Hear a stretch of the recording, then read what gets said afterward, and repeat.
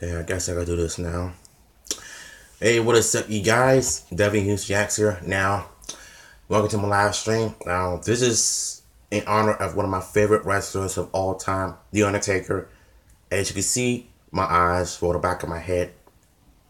LOL. I just love the dead man. So, this is going to be a storyline about Undertaker and Kane.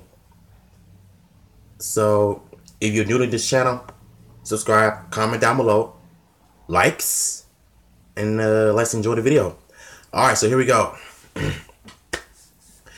It all started after Undertaker won his second WWF title at WrestleMania 13 against Psycho Sid. That night on Raw, Paul Bearer made a plea to him to come back to him. If not, then he's gonna reveal the secret. So which led to the match with Mankind at In Your House Revenge of the Taker. So Undertaker won the match, ends up burning Paul Bearer's face. So that night, Paul Bearer comes out, lets the whole wide world know what's gonna happen to Undertaker if he doesn't come back to him. So let me just say this. This whole storyline between Undertaker and Kane and Paul Bearer, Mankind and Vader from 1987 is legendary. Yet Raw was getting their butts kicked by WCW back in the day because of the ratings. But enough of all that. Let's get back to the storyline. So Jim Ross interviews Taker about Paul Bearer's blackmail, and then Vince McMahon interviews him that night, facing Farouk at the King of the Ring. Paul Bearer comes out on a Titantron, threatens the Undertaker if he doesn't come back to him, he's gonna reveal the secret. So Paul Bearer comes out again, making threats to Undertaker if he doesn't come back to him. Undertaker had no choice but to bow down to Paul, and he basically just went back to him. And a few weeks has been nothing but hell for him. So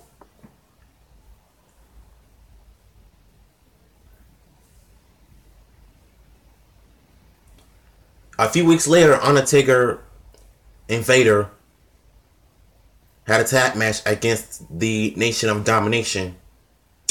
So, which they lost thanks to Undertaker punching Vader in the face. Paul Bearer orders Vader to beat up Undertaker, but he ends up, big boot to the face, and Tombstone power drives him. So Paul Bearer, once again, threatens the Undertaker if he doesn't come back, he's going to tell the whole wide world his secret. And so he does later that week. So after Paul Bearer comes out telling his side of the story of Undertaker burning his family's funeral home to the ground, Undertaker tells his side of the story. And then he comes out, beats the crap out of Vader, and then he attacks Paul Bearer. Tells the whole wide world that Kane is coming. Undertaker's little brother Kane is coming. So a lot of people thought that Paul Bearer was lying until the pay-per-view of Bad Blood in '97. Kane debuts, attacks the door, attacks the Undertaker, making his presence felt and known. So the next night on Raw, Kane debuts, just easily destroys the Hardy Boys without even pinning them.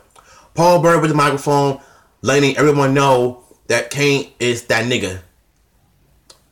So Undertaker has a match. So no, actually, Undertaker has an interview backstage, lets everyone know that he'll never fight his flesh and blood Kane. So a few weeks later, Undertaker has a match against somebody, I don't know. Then the lights go out. Kane comes out with Paul Bearer. Paul Bearer issuing a challenge to the Undertaker to fight his brother Kane, but Undertaker wasn't having it. He does not want to fight his brother Kane. So, and then a week later, Kane comes out just attacking people, dominating people left and right, from Crush, Cactus Jack, Crush, Dude Love, and just destroying everybody. So Undertaker comes out, being interviewed by Michael Cole about the Royal Rumble next year in 1998 in San Jose, California. Kane comes out, Paul Bearer once again issuing a challenge to the Undertaker, but Undertaker once again walks away from the fight because he does not want to fight his brother. And then on top of that, on the summer of Raw, Undertaker has a match with The Rock, and just when Undertaker was about to win, Kane comes out and Paul Bearer just easily insults and assaults Undertaker with insults, about the worms and the maggots are going to be eating his mother and father. So Undertaker grabs Paul Bearer by the neck. Kane ends up beating up Undertaker because Undertaker was about to fight back, but unfortunately, he wasn't able to do it. So the next night on Raw, Undertaker comes out helping Kane. Comes out and crushing them. DOA comes out and beating DOA. So, and then Undertaker says that he will never fight his brother. So, a year later, Paul Bearer comes out all stressed and upset that he's lost his relationship with his son Kane because he's reunited with his brother Undertaker, which took place during 1998 when Shawn Michaels when DX came out and says that Kane was their new member. Undertaker comes out and tries to beat up DX, but ends up being assaulted by all three of them. I wonder where was Rick Rude in this whole thing. So Kane is him coming out helping his brother. Undertaker gets on one knee, rolls his eyes back of his head like his victory pose. It lets everybody knows that him and his brother Kane are good. But at the 1988 Royal Rumble, Undertaker loses a casket match due to his brother's backstabbing, which led to him being on fire inside of a casket. Because once Kane and Paul Bearer left, everybody grabs the metal pipe, one of them cannibal things, to open the casket, and Undertaker was nowhere inside the casket. So I believe it's like 2 weeks. Paul Bearer and Kane come out just assaulting people, letting everybody know that Undertaker is dead and gone and will never return until the lights go out and his theme song plays and he appears on a casket from a lightning bolt. Undertaker is issuing a challenge to his brother Kane at WrestleMania 14, letting everybody know that his mother and father will no longer be by his side in a match. But at before WrestleMania, Undertaker was continuing playing mind games with Paul Bearer and Kane, and which led to all the way up to WrestleMania. So Undertaker wins the WrestleMania match at WrestleMania 14, only to get hit by the chair. Hit in the back of the chair by Kane, and then gets tombstone on the chair. So the next night on Raw, Paul Bearer comes out issuing another challenge to The Undertaker to an Inferno match.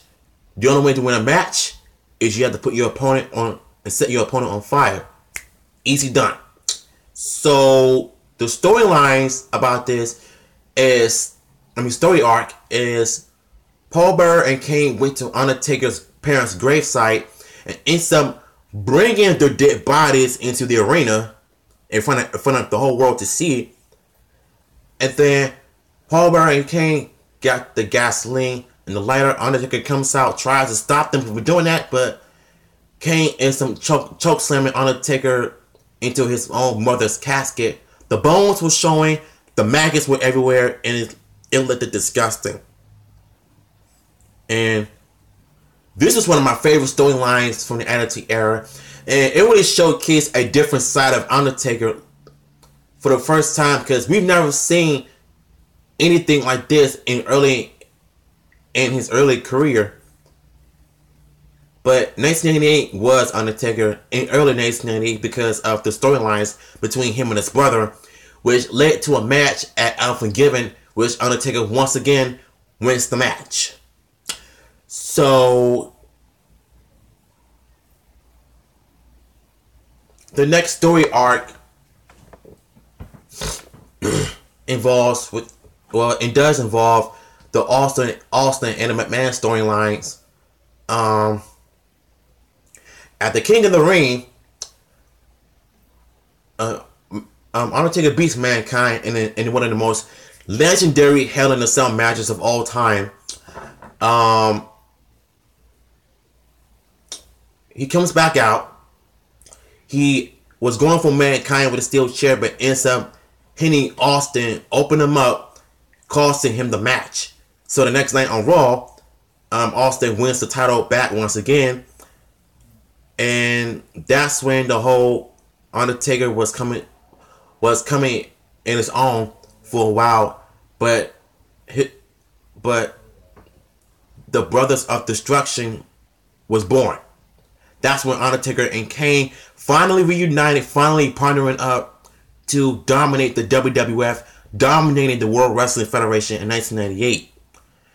But at the same time, that's when, they faced each other at Judgment Day.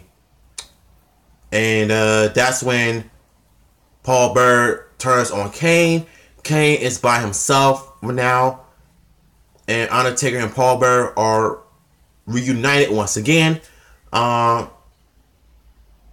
Which led to Undertaker setting up his first ever Ministry of Darkness. And it was right after the pay-per-view of Judgment Day. So Austin and Undertaker had a match, at the Buried Alive match at Rock Bottom.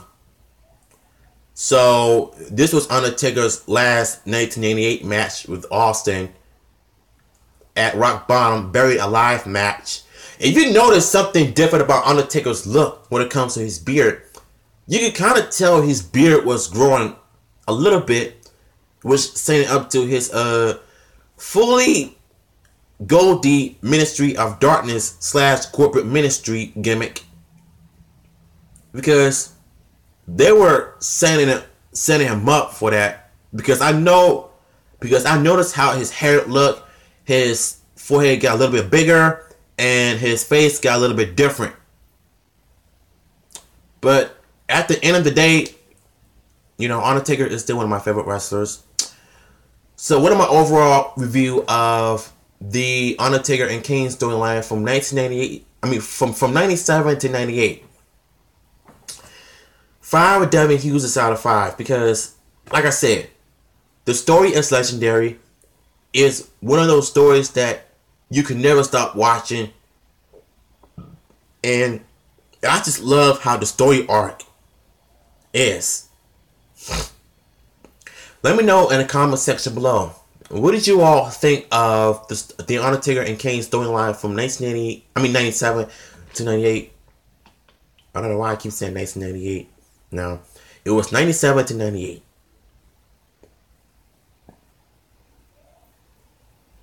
And until then, It's your boy WJX. I'm signing out.